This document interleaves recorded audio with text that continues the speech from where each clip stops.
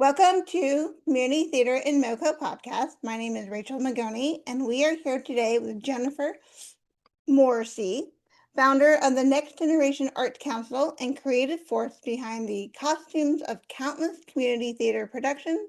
We are going to chat about how she got started and what makes theater access to young people so important. Good morning. Good morning, Rachel. How did you get started as a costume designer? Started as a costume designer. When I was a little girl, my grandmother taught me how to sew. And I was one of Irish family, many children, so that was a good way to expand my wardrobe with something fresh. I really liked it. I liked the creative output for it. Made many of my own dresses for dances and proms and so forth. And then once I had children, as a mother, was constantly being asked for costumes, so started there. Where did you learn the techniques? You didn't have YouTube back then. My grandmother taught me some, and I am a firm believer in the rule about reading directions. So if you have a pattern, there are directions on how to do everything, and surprisingly, they are usually correct. In fact, in my other life, I am a lawyer, and people often teased me about my choice because as a child, when we would play games, I was the one who would sit and clutch the box top of the game and arbitrate the game as it went along. So yeah, I'm a firm believer in just following directions. And then a lot of it also now, I don't use YouTube a lot. I sit and I think and I experiment and I just try to figure it out. I made my daughter a completely reversible prom dress, a ball gown that she asked for. And it took me about 48 hours, but I spent a lot of that time just thinking about where the seams and stitches needed to be to make it work so that it was reversible. She But I must love have that loved it. creative process. What made you get into community theater? I was a theater major in college, drama and writing, actually performed from early days, elementary school, middle school, high school, did a lot of theater, like a lot of traditional theater kids. Majored in it in college and then taught it for a while. And then I stepped away from it for a while, although I found over the years I've used every single skill I developed through those studies in my daily life, certainly as a lawyer. I'm constantly directing and scripting people and using techniques to elicit responses, listening, all of the traditional acting and theatrical skills. I got back into it when my daughter started to express an interest in theater. And so she was doing a lot of community theater shows. And so I would be on hand. And at one point, director Fred Zerm, who has been working in the DMV for more than 40 years in youth theater and also sometimes in adult theater, asked me if I would support Backstage with Backstage Traffic. And then he had a costume designer who retired. So I eventually stepped into that role. And it's just gone from there. That's so interesting. How do you approach the script to prepare for these characters? First, I read it. Even if it's a show that I'm familiar with, I read it because not every version of every script is the same. So I try to approach it with fresh eyes, try to learn and think about what my perspective of the characters and the story are. I spend some time thinking about if it's a period piece, researching clothing from that period, from characters who would be of a similar situation as the characters in a show. If it's a fairy tale, there's a lot more room for creativity because regardless of the script, but there's probably a lot more room for poetic license and imagination to come into play. But I dig into the characters. I do look to see what else has been done just to get a sense of what an audience might expect from a show. I'm certainly not wedded to that ever. I spend a lot of time talking with the directors also about what their vision of the show is and what they're looking for. Some directors have very definitive ideas about what they want, even if they don't realize that at the outset. Almost everyone says the costumes are yours, do what you want. And then as I work through the process, depending on the director. Some I will not hear much from until Tech Week, and others take a look over my shoulder as I'm bringing in pieces to try on actors or pulling from various theater companies' costume closets, and will have very strong opinions about what they're looking for. It depends on the show, it depends on the director, but those are my initial processes. I also talk with the actors to get a sense of how they are playing the characters and what they think about the characters. That's for sort of the creative aspect of it. For the practical aspect, the other thing I need to do is think about things like, is the actor allergic to any fabrics? That comes up a lot in community theater, and working with children too. Lots of wool allergies out there. And also, I need to think about things like, if I had one actor once who had to wear I think it was an insulin monitor, and it needed to be on the right side. So I needed interior pockets on the inside of every costume to accommodate that. And it had to be done in a way that this actor could make some very fast changes too, which already can be complicated without any special requirements. When I did costumes for Shrek, the costume and the latex face and hands were so hot. The poor young actor who was playing the role was sweating profusely underneath. And so we built in pockets all over the mask and the interior layers of the costume so that we could pack him with ice packs so that he didn't overheat. That's very Um, inventive. there's a lot of fun projects like that go into making the costumes. And then if a character has to, for example, on Murder on the Orient Express, there's the bloody blouse. So you needed two. You need one that was not bloody and then one that was ripped up and bloody. And other times there are costumes that need to be pristine in one scene and destroyed in another. And so duplicating effort sometimes comes into it. Where do you find these costumes? Do you have them through the theater? All over the place and anywhere I can. I am a frequent visitor of thrift stores around Montgomery County and beyond sometimes. If the theater company has its own costume collection, I often start there, particularly for vintage pieces. But the challenge there is that vintage pieces that were made in the 20s, 30s, 40s, 50s, 60s even were for much smaller frames than the typical community theater actor is today. And I'm not saying that everybody is overweight, but nutrition is such that people are just bigger than they were years ago. So sometimes I can modify those pieces. Sometimes I use them as an inspiration to then go and create something else. I am constantly gathering pieces at thrift stores that I think have a unique fabric or an interesting design. Beading. I will often buy wedding dresses because it's far cheaper to take the fabric from an existing voluminous wedding dress than to order it new if I need that.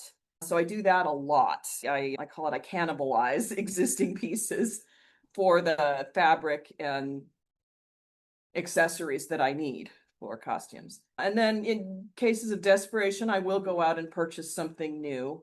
Community theater, that's challenging because the budgets are usually incredibly small. And if it's a modern piece, sometimes I can shop in an actor's own closet. I often start there too with adults. I have been surprised to learn over the years, especially in a post-COVID world, people do not have in their closet things that they had pre-COVID. The number of people who do not have a basic black or gray suit, for example, where in years past they would have had that in their closet. I've had to learn to adjust to that and not express surprise when somebody does not have something that seems basic, but we don't use it anymore, so they don't have it. That's really funny.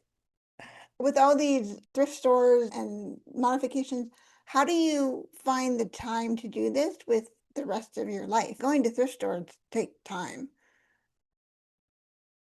I try to be very thoughtful about it once I have gone through a script.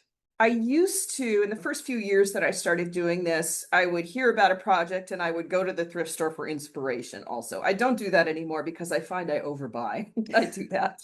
Now I go with a very definitive shopping list with measurements, colors I'm thinking about, textures I'm thinking about, specific pieces that I'm looking for to fill out the wardrobe of a character.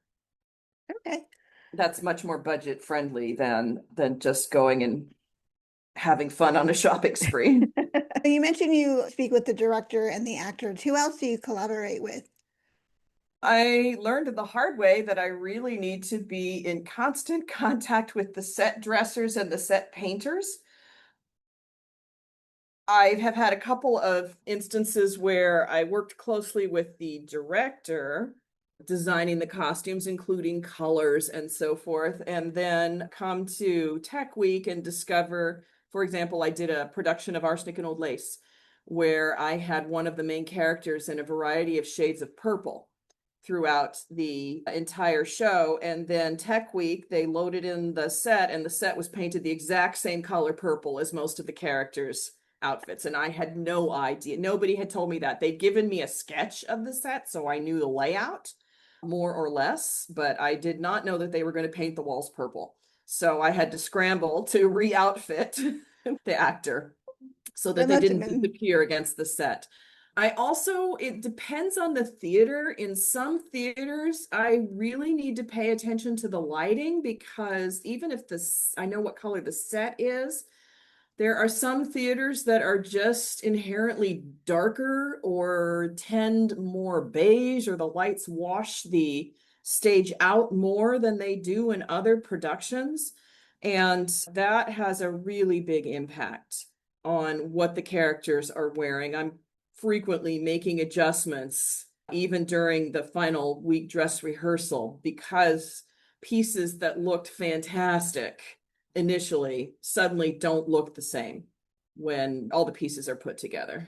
oh, that's so interesting to have the whole picture put together and then see what doesn't fit anymore. That's the things I love about watching the theater production take shape. It's the pieces fit like a jigsaw puzzle, and then when you get it on stage, not all the pieces work the way you wanted them to, so you have to readjust in time for the show. Exactly. And sometimes even throughout the show too, as there are costume emergencies and disasters that happen that you don't anticipate. That True. happens a lot in youth theater. Kids are really hard on their costumes. And we've had back to Shrek, which was one of my all-time favorite shows to costume because it had so many characters. It was so much fun. But we had so many incidents that the audience never saw going on backstage. For example, Donkey was singing and dancing on stage, and I got a text from a mother in the audience saying, "Do you realize Donkey's costume, the pants, are completely ripped?" And so Donkey danced off stage. Two of my backstage helpers grabbed Donkey, literally carried her across to the other side of the stage where she was supposed to make her entrance, held her in place while I sewed her legs back together, and then we threw her back out on stage about a minute and a half later. She didn't miss her cues. The show went on. Nobody knew what had happened except the one mother who had spotted That's the so costume awesome. falling. But there are just moments of panic like that happen that are unplanned. I think there are quick changes that are planned also that are crazy. Again, in that show, we had one actress playing Fiona. I know a lot of youth theater have two actresses so that you can have the ogre and the human. We didn't. And we did her complete transformation, including full makeup, prosthetics, wigs, padding, everything in 90 seconds at the end. That's impressive. And it took 8 people to do it, including one person whose job it was to stand there and count so that we knew where we were supposed to be at any particular second on the clock. So, is it a big difference clothing children performances versus adult performances? In a lot of ways, children, despite that they're harder on their costumes, children are easier. They are much more willing to run with ridiculous ideas. They don't worry as much about, oh, it doesn't fit quite right. They will accept it's a costume, put it on and go out there and do your job. And They are, in a lot of ways, for quick changes, they are much easier than adults, except for, I will say, if you have an actor who really is a formally trained actor who's had a lot of experience with productions with a lot of quick changes, that's a different story. They know how to handle them. But a lot of community theater actors are doing this just for their love of the art, but they move at a different pace often than the formally trained ones do. With the children, I'm often getting them. They've never done this before. And so it's an adventure for them. And I love watching how they end up helping each other out. It's just much easier to direct them backstage and say, this is what's going to happen, and this is the time frame that it has to happen. And they make it work. It's really impressive. For all the complaints out there about the upcoming generation, I watch how they cooperate and work backstage, and I have so much faith in what this next generation is capable of accomplishing and their ability to work together to solve problems. Oh my gosh, that's great news because that's not how I see it. I also am a huge fan of a liberal arts education, English, theater, music, communications, because of the skills that they teach young people that are then adaptable out in the real world. A lot of people roll their eyes over that and think, no, it should be math, it should be science. I will tell you, in my day job, I am a lawyer, I'm an energy lawyer. I'm working in a highly technical field. I do not have a technical background, neither does anybody on my team. We are all English majors or arts majors, but we have a phenomenal track record. So it's the problem solving and critical thinking skills and the ability to work together and to adapt when something doesn't go quite the way you expect that I think are invaluable. Oh, Those are valuable skills that are skills. not going to be taken over by technology. That's very true. Is this why you started your youth theater? That you really enjoyed working with the kids and you wanted to make something more of it? That's very much part of it. When I started doing youth community theater, again, I've been working with Fred Zerm for 10, 12 years now. When we started, we worked under the umbrella of another theater company, and it was very challenging. We did not feel like we had the support that we needed or the creative license to do what we wanted to do. And we just decided we were already doing most of it ourselves anyway. So we decided we'd give it a shot and see if we could make it work. The other thing that we do that I think only one other group in the county does is we do not charge the participants in the program anything to participate. Most of the programs that my daughter was involved in at a very young age were either tuition based, or even if there was not a tuition component, there was a pretty hefty membership and costume fee. And even if those fees for some people might have been considered low, we realized there were a lot of kids who, even if it was a $30 costume fee, that was a big hit for their family and that excluded them from participating. So we decided we would eliminate all of that. Our shows are produced entirely on ticket sales and donations. And the donations tend to be small, crowdfunding, pass the can after the show. And it is a challenge, it's a discipline, because for the youth productions, very often our license requires us to keep ticket prices very low. Often, most times, it's no more than $15 per ticket. So we don't have the luxury of charging more to cover our expenses also. And we have broken even or turned a slight profit on every show that we've been able then to pour into the next one, which has allowed us to have slightly more elaborate costumes as time goes on. But it's still, nobody's getting rich off this proposition financially, but it's just wonderful to watch these groups of kids come together. The parents really appreciate the no pay to play model for it. That the parents love it and the kids have a wonderful experience. So it's working for us. Are you working on anything now? We are not right now. We put in a bid for a show and we did not get a spot for this next season. So we are regrouping right now and trying to find a venue where we can put on a performance. I think in the meantime, we probably will do some workshops and master classes. We've talked about doing that for several years. We did one show in collaboration with Asbury Methodist Center, and they have a few folks over there who were theater professionals who have just a lifetime of experience and knowledge that they are willing and eager to share with our young performers. So we're thinking about building that partnership out. Again, with the really low ticket prices and the fact that our shows basically just break even, most of our productions have been done on a split of the box office take with whoever our host is. But if we don't have that arrangement, the vast majority of the theater spaces around Montgomery County are very expensive to rent. And we can't even begin to think about putting on productions there within the parameters that we work. So we would need to find, if anybody out there is listening and has something like this to offer, we would need to find another theater partner who is willing to work on a split the box office take for us. We do well. We sell out almost every production. I hope you find something soon. Yeah. So I have one last question. Why do you think community theater is important? What do you want people to know about it?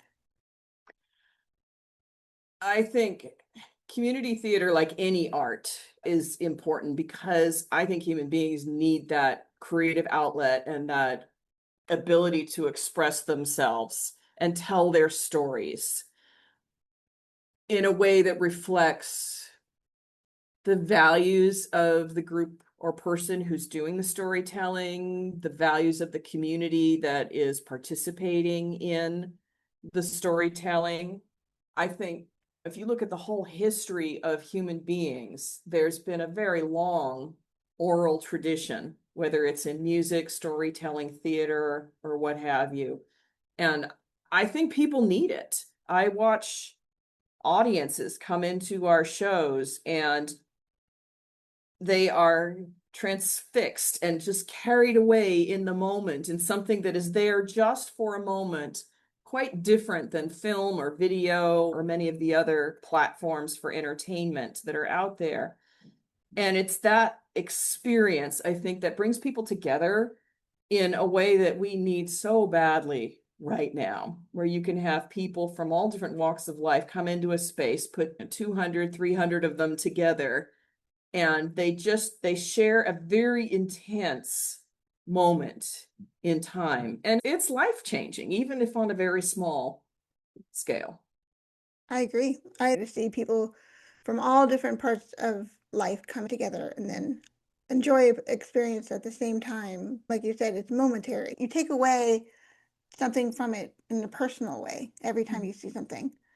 It's never the same twice. You can go and see the same show for every performance that they have, and it's going to be a different experience each time. That's very true. Thank you so much for taking the time out of your, I know, very busy day to answer these questions. I really appreciate it. Thank you so much for reaching out. I'll let you know when it's all fixed and ready to go. Great, thank you. Okay. All right. Bye. Bye-bye.